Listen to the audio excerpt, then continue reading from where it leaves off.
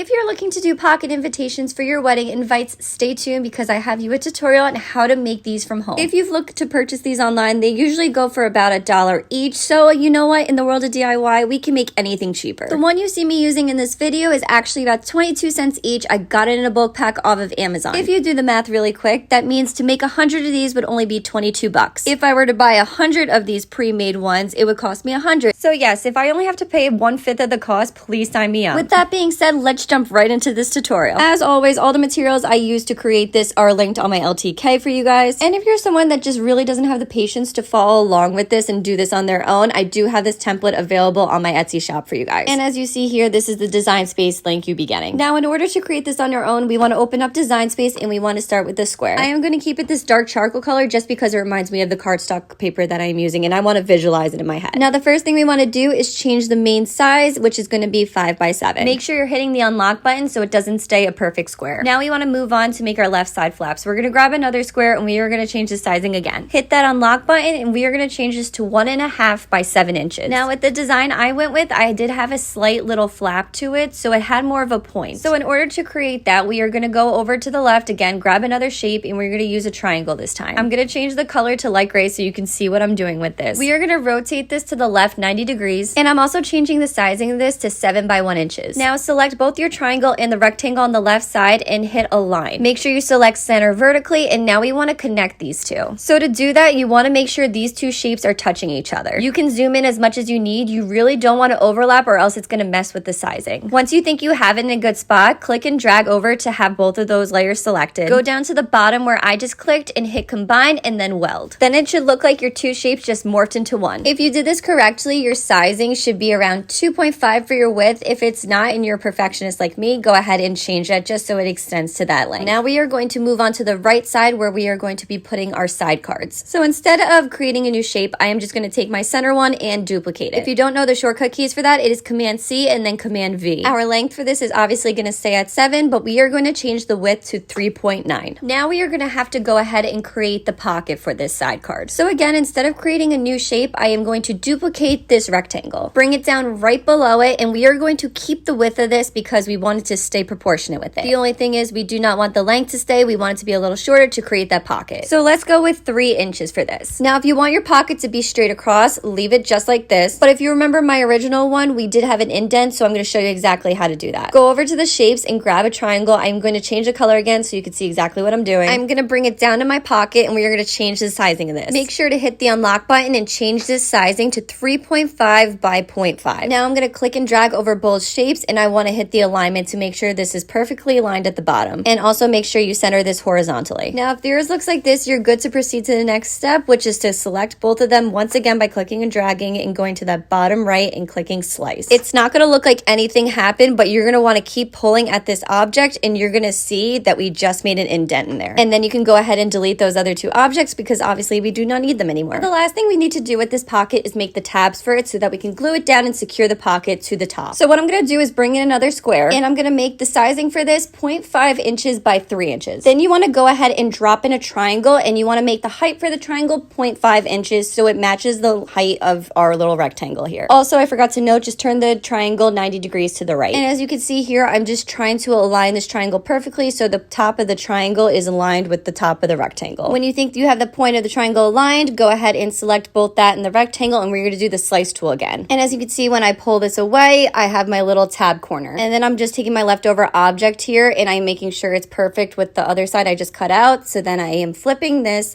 and I am also going to be slicing it from this tab. And as you can see, as I back out of this, that I have just created a little tab on the left side, and now all I have to do is duplicate this shape, and I'm going to flip it so that it is on the other side of this little pocket. Now take a deep breath because we did the hardest part of all of this. Now we just kind of have to set this up and put things together. So in order to make that easier on us, I am just going to select every other shape, and I am going to make it a different color so I'm able to visualize and see where everything is. Now I want to start bringing my pieces together. Slowly kind of inch them them towards each other, make sure you're using the alignment tool. It is there to help you make sure everything is perfect. Also, zoom in if you need to. You need to make sure all these objects are touching. If they are not, you're going to get unwanted slices. Now, the reason I told you guys to make this different colors is because we now need to make marks to tell our Cricut where we need the fold lines to be. So in the shapes tool, we are going to take a line and we are going to make it 7 inches, and everywhere you see the different colors touching, you want to put a line. And also make sure you change the size of the line depending on where it is, because you don't want to overextend it. Also, make sure you change your line function depending on what you want it to do. If you have a scoring tool, make sure you use that. I am using DeBoss for these because that is what I have and I didn't buy a scoring tool. Both work just as well. Now let's put everything together. When you think you've had that all situated, let's go ahead and highlight this entire thing. If you hold down Shift and click on all the layers besides the ones that are lines in your right side tab, and then go down to combine and hit weld, you are going to make all this one shape. Now, to make sure those lines we made don't move from the pocket fold, we need to select this entire thing by clicking and dragging, and we are going to attach it. I am warning you now, if you do not attach them, they will move when you go on to make. So please, please, please make sure you attach it here. And then if you're like me and want to be extra and add the date to it, you can flip this horizontally, and then on that little right tab, you are now going to make your date there because we are doing it the opposite way. So add in your text layer. You can deboss it. That's what I ended up doing. Or you can put in a pen and you can have the pen function write in your date. Really, the decision is up to you. This is just how I went about it. And then you should be good to go to send this through your Cricut with your cardstock. Make sure you drop a comment if you have any questions, and also make sure you're following for more DIY money saving tips and tricks.